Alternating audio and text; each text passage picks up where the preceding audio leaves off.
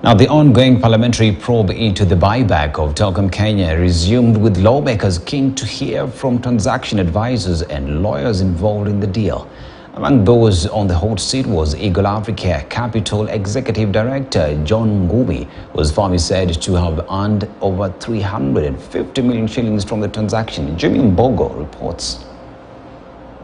Into the buyback of Telkom Kenya, which saw the government pay out 6.1 billion shillings to Jamhuri Holding, continues to unravel.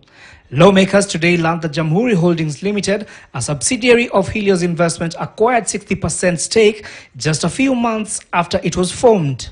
But more curious for the lawmakers were the revelations earlier this month that Helios spent between 600 million and 700 million shillings on advisory services to broker the deal.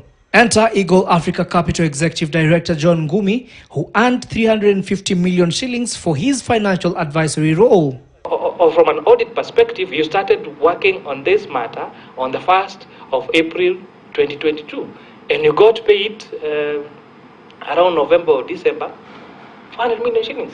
So I was paid because I'm the best in the business, because I give them advice, because they value the advice.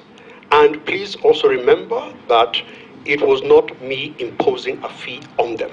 It was me telling them, if you are that desperate to leave Kenya and you want something out of your misadventure in Kenya insofar as Telkom is concerned, and you want me to put my 35 years of experience and working and running into play, I'm sorry, I have other things to do. Make it worth my while.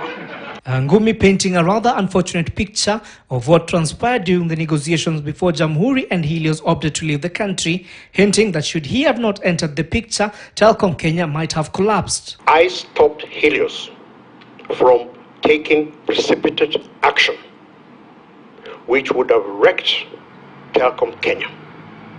I stopped Helios from going to court. I stopped Helios from going for international arbitration. That was advice.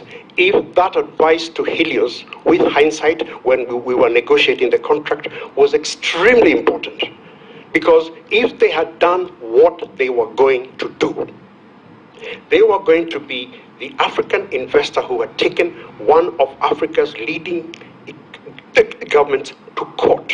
As more witnesses appear before the Joint Parliamentary Committee probing the Telkom transaction, the question that now emerges is what was the target of Helios and Jamhuri Holdings Limited going into the investment, and who dropped the ball that saw the taxpayers spend over 6 billion shillings in the buyback.